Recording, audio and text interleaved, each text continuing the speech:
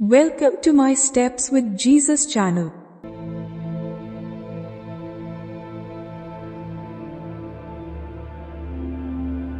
கிறிஸ்துவுக்குள் அன்பானவர்களே, இன்றைய நாளுக்கான வேதாகம வாசிப்பு பகுதி யாத்திராகமம் 11ஆம் அதிகாரம் முதல் 13ஆம் அதிகாரம் வரை. யாத்திராகமம் 11ஆம் அதிகாரம். தலைப்பிள்ளை சாவு முன்னறிவிப்பு. 1. அப்பொழுது கர்த்தர் மோசேயை நோக்கி, இன்னும் ஒரு வாதையை பார்வோன் மேலும் எகிப்தின் மேலும் வரப்பண்ணுவேன். அதற்கு பின் அவன் உங்களை இவ்விடத்திலிருந்து போகவிடுவான். சமூலமாய் உங்களை போகவிடுவதும் அல்லாமல் உங்களை இவ்விடத்திலிருந்து துரத்தியும் விடுவான். 2. இப்பொழுது ஒவ்வொருவனும் அவனவன் அயலானிடத்திலும் ஒவ்வொருத்தியும் அவளவள் அயலாளிடத்திலும் வெள்ளியுடைமைகளையும் பொன்னுடைமைகளையும் கேட்கும்படி ஜனங்களுக்குச் சொல் என்றார். 3. அப்படியே கர்த்தர் ஜனங்களுக்கு எகிப்தியரின் கண்களில் தயவு கிடைக்கும்படி செய்தார். மோசே என்பவன் எகிப்து தேசத்தில் பார்வோனுடைய ஊழியக்காரரின் பார்வைக்கும் ஜனங்களின் பார்வைக்கும் மிகவும் பெரியவனாயிருந்தான். 4. அப்பொழுது மோசே, கர்த்தர் நடுராத்திரியிலே நான் எகிப்தின் மத்தியில் புறப்பட்டு போவேன். 5. அப்பொழுது சிங்காசனத்தின் மேல் வீற்றிருக்கும் பார்வோனுடைய தலைப்பிள்ளை முதல் இயந்திரம் வரைக்கும் அடிமை பெண்ணுடைய தலைப்பிள்ளை வரைக்கும் எகிப்து தேசத்திலிருக்கிற முதற் பேரனைத்தும் மிருக ஜீவன்களின் தலையீற்றனைத்தும் சாகும் என்று உரைக்கிறார் என்று சொன்னதுமன்றி. 6. அதனால் எகிப்து தேசம் எங்கும் முன்னும் பின்னும் ஒரு காலும் உண்டாகாத பெரிய கூக்குரல் உண்டாகும். 7.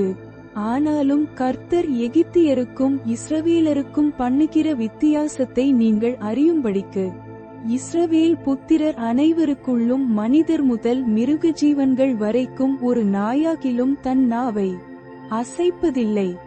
8. அப்பொழுது உம்முடைய ஊழியக்காரராகிய இவர்கள் எல்லாரும் என்னிடத்தில் வந்து பணிந்து, நீயும் உன்னை பின்பற்றுகிறவர்கள் யாவரும் புறப்பட்டு போங்கள் என்று சொல்லுவார்கள். அதின்பின் புறப்படுவேன் என்று சொல்லி உக்கிரமான கோபத்தோடே பார்வோனை விட்டு புறப்பட்டான். 9. கர்த்தர் மோசேயை நோக்கி, எகிப்து தேசத்தில் என் அற்புதங்கள் அநேகமாகும்படிக்கு பார்வோன் உங்களுக்கு செவி கொடுக்க மாட்டான் என்று சொல்லியிருந்தார். 10. மோசேயும் ஆரோனும் இந்த அற்புதங்களையெல்லாம் பார்வோனுக்கு முன்பாகச் செய்தார்கள். கர்த்தர் பார்வோனின் இருதயத்தை கடினப்படுத்தினதினால் அவன் இஸ்ரவேல் புத்திரரை தன் தேசத்திலிருந்து போகவிடவில்லை. யாத்திராகமம் 12ஆம் அதிகாரம். பஸ்கா. 1. கர்த்தர் எகிப்து தேசத்தில் மோசேயையும் ஆரோனையும் நோக்கி, 2. இந்த மாதம் உங்களுக்கு பிரதான மாதம். இது உங்களுக்கு வருஷத்தின் முதலாம் மாதமாயிருப்பதாக. 3. நீங்கள் இஸ்ரவேல் சபையார் யாவரையும் நோக்கி, இந்த மாதம் 10ஆம் தேதியில் வீட்டு தலைவர்கள் வீட்டுக்கு ஒரு ஆட்டுக்குட்டியாக ஒவ்வொருவரும் ஒவ்வொரு ஆட்டுக்குட்டியை தெரிந்து கொள்ள கடவர்கள்.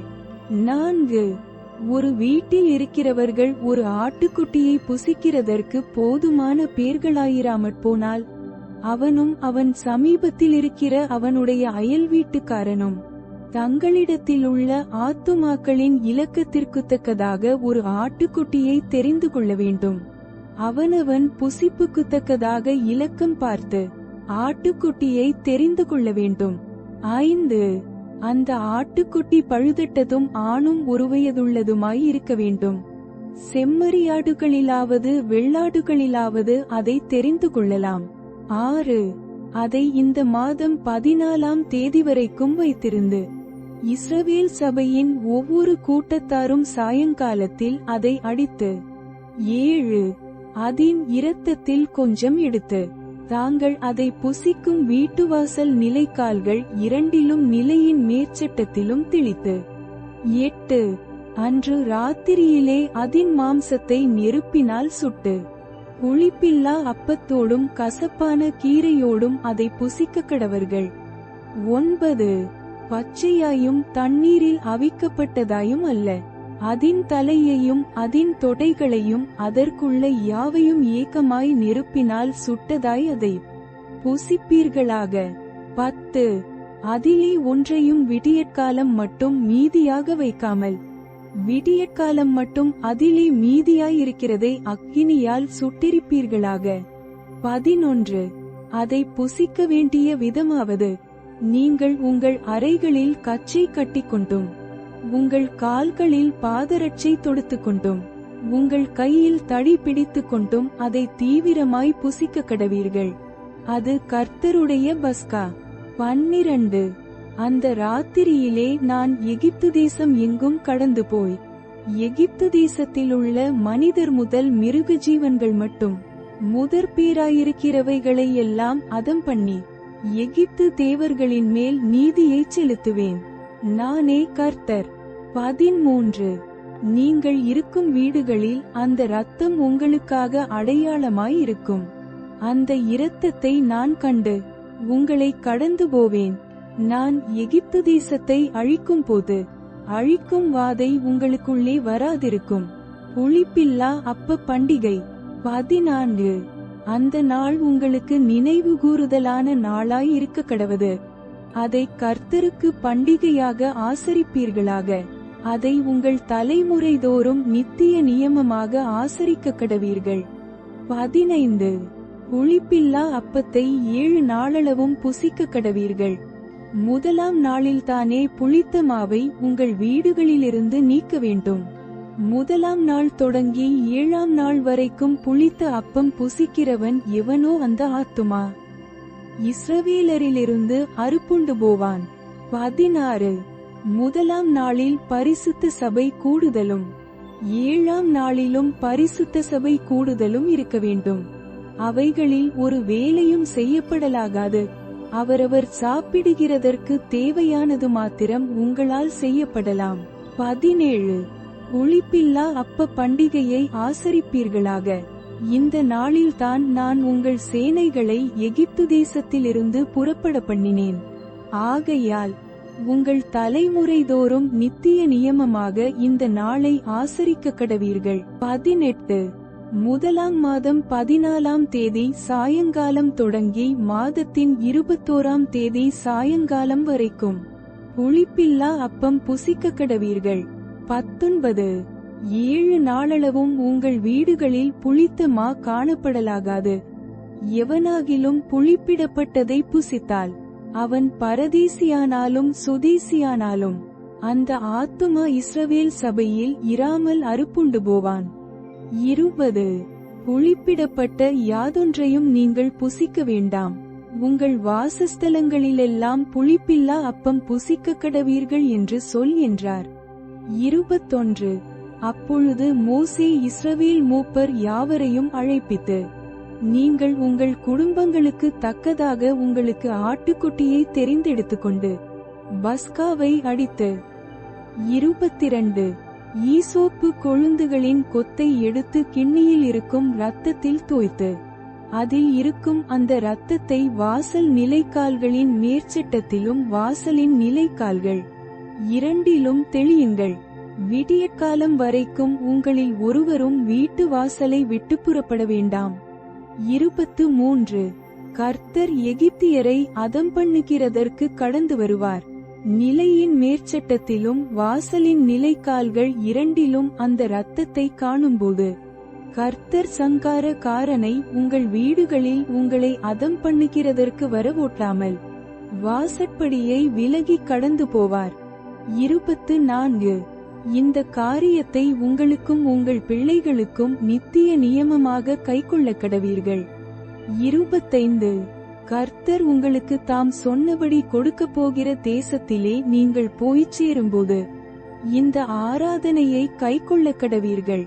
26 அப்பொழுது உங்கள் பிள்ளைகள் இந்த ஆராதனையின் கருத்து என்ன என்று உங்களை கேட்டால் 27 இது கர்த்தருடைய பஸ்காவாகிய பலி.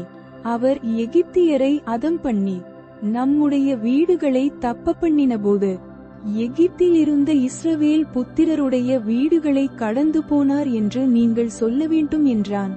அப்பொழுது ஜனங்கள் தலைவணங்கி பணிந்து கொண்டார்கள். 28 இஸ்ரவேல் புத்திரர் போய் அப்படியே செய்தார்கள். கர்த்தர் மோசேக்கும் ஆரோனுக்கும் கட்டளையிட்டபடியே செய்தார்கள். தலைப்பிள்ளை சாவு. 29 நடுராத்திரியிலே சிங்காசனத்தின் மேல் வீற்றிருக்கும் பார்வோனுடைய தலைப்பிள்ளை முதல் காவல் கிடங்கிலிருக்கும் சிறைப்பட்டவனின் தலைப்பிள்ளை வரைக்கும் எகிப்து தேசத்தில் இருந்த முதற் பேரனைத்தையும் மிருக ஜீவன்களின் தலையீற்றனைத்தையும் கர்த்தர் அழித்தார். 30 அப்பொழுது பார்வோனும் அவனுடைய சகல ஊழியக்காரரும் எகிப்தியர் யாவரும் ராத்திரியிலே எழுந்திருந்தார்கள். மகா கூக்குரல் எகிப்திலே உண்டாயிற்று. சாவில்லாத ஒரு வீடும் இருந்ததில்லை. 31 ராத்திரியிலே அவன் மோசேயையும் ஆரோனையும் அழைப்பித்து, நீங்களும் இஸ்ரவேல் புத்திரரும் எழுந்து என் ஜனங்களை விட்டு புறப்பட்டு போய் நீங்கள் சொன்னபடியே கர்த்தருக்கு ஆராதனை செய்யுங்கள். 32 நீங்கள் சொன்னபடியே உங்கள் ஆடுமாடுகளையும் ஓட்டிக்கொண்டு போங்கள், என்னையும் ஆசீர்வதியுங்கள் என்றான். 33 எகிப்தியர், நாங்கள் எல்லாரும் சாகிறோமே என்று சொல்லி தீவிரமாய் அந்த ஜனங்களை தேசத்திலிருந்து அனுப்பிவிட அவர்களை மிகவும் துரிதப்படுத்தினார்கள். 34 பிசைந்தமா புளிக்குமுன் ஜனங்கள் அதை பாத்திரத்துடனே தங்கள் வஸ்திரங்களில் கட்டி தங்கள் தோள் மேல் எடுத்துக்கொண்டு போனார்கள். 35 மோசே சொல்லியிருந்தபடி இஸ்ரவேல் ஜனங்கள் எகிப்தியரிடத்தில் வெள்ளியுடைமைகளையும் பொன்னுடைமைகளையும் வஸ்திரங்களையும் கேட்டார்கள். 36 கர்த்தர் ஜனங்களுக்கு எகிப்தியரின் கண்களில் தயவு கிடைக்கும்படி செய்ததினால் கேட்டதை அவர்களுக்கு கொடுத்தார்கள். இவ்விதமாய் அவர்கள் எகிப்தியரை கொள்ளையிட்டார்கள். பிரயாணம் ஆரம்பம். 37 இஸ்ரவேல் புத்திரர் ராமசேசை விட்டு கால்நடையாய் பிரயாணம் பண்ணி சுக்கூத்துக்கு போனார்கள்.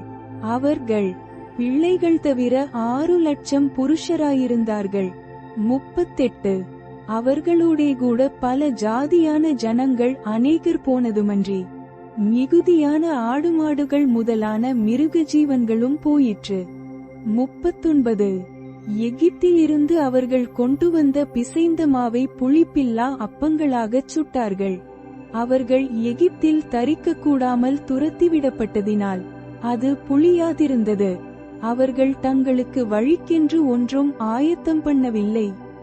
40 இஸ்ரவேல் புத்திரர் எகிப்திலே குடியிருந்த காலம் 430 வருஷம். 41 430 வருஷம் முடிந்த அன்றைய தினமே கர்த்தருடைய சேனைகள் எல்லாம் எகிப்து தேசத்திலிருந்து புறப்பட்டது.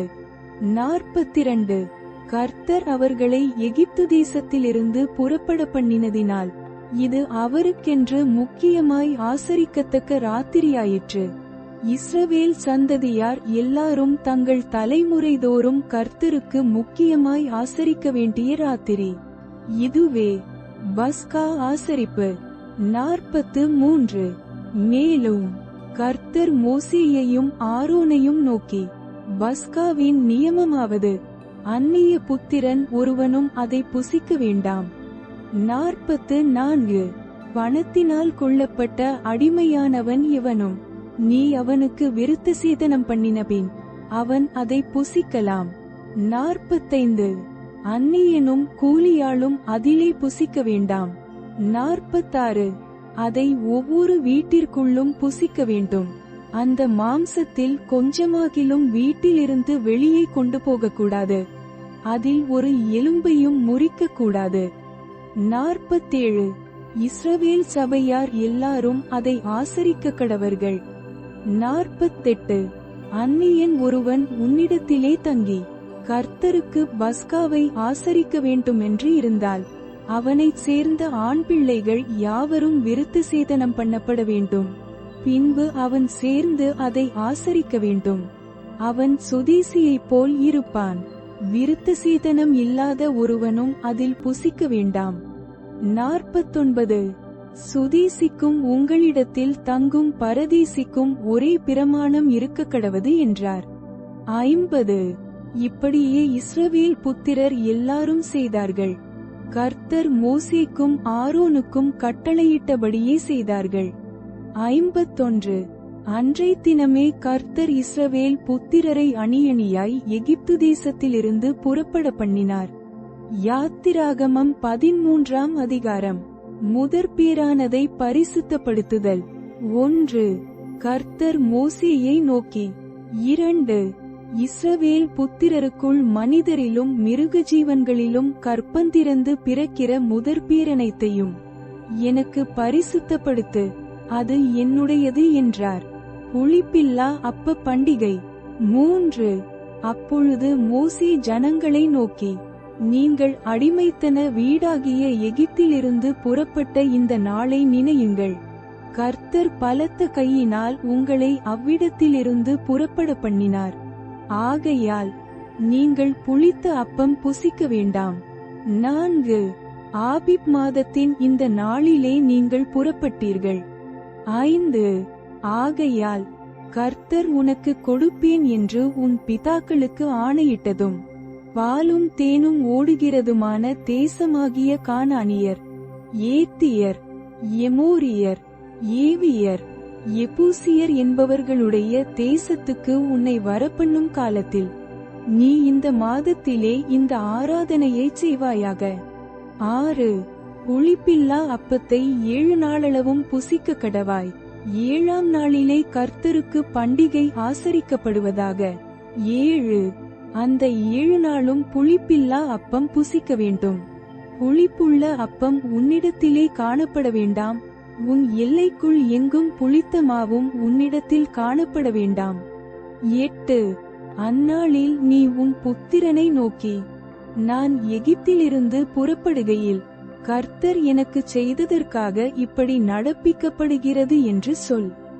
9 கர்த்தரின் நியாயப்பிரமாணம் உன் வாயிலிருக்கும்படிக்கு இது உன் கையிலே ஒரு அடையாளமாகவும் உன் கண்களின் நடுவே நினைப்பூட்டுதலாகவும் இருக்க கடவது.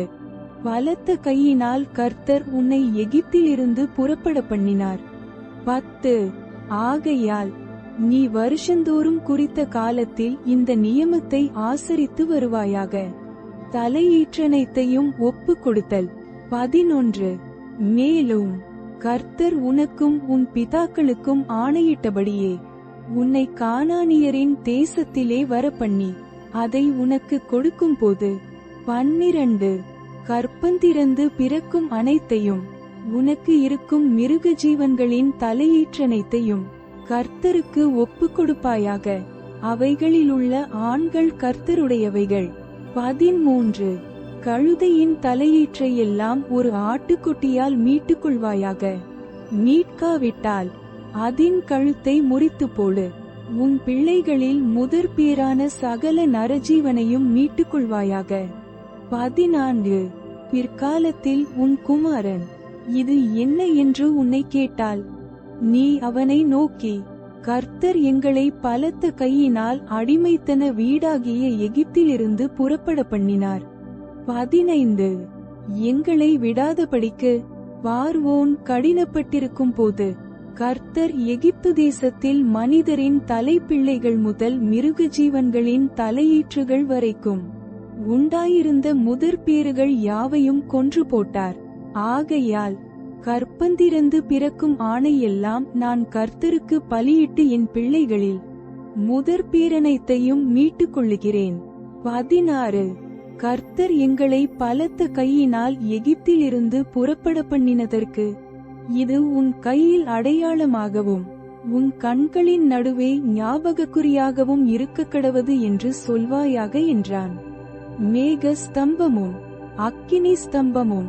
17 பார்வோன் ஜனங்களை போகவிட்டபின் ஜனங்கள் யுத்தத்தை கண்டால் மனமடிந்து எகிப்துக்கு திரும்புவார்கள் என்று சொல்லி பெலிஸ்தரின் தேச வழியாய் போவது சமீபமானாலும் தேவன் அவர்களை அந்த வழியாய் நடத்தாமல் 18 சிவந்த சமுத்திரத்தின் வனாந்தர வழியாய் ஜனங்களை சுற்றி போக பண்ணினார். இஸ்ரவேல் புத்திரர் எகிப்து தேசத்திலிருந்து அணியணியாய் புறப்பட்டு போனார்கள்.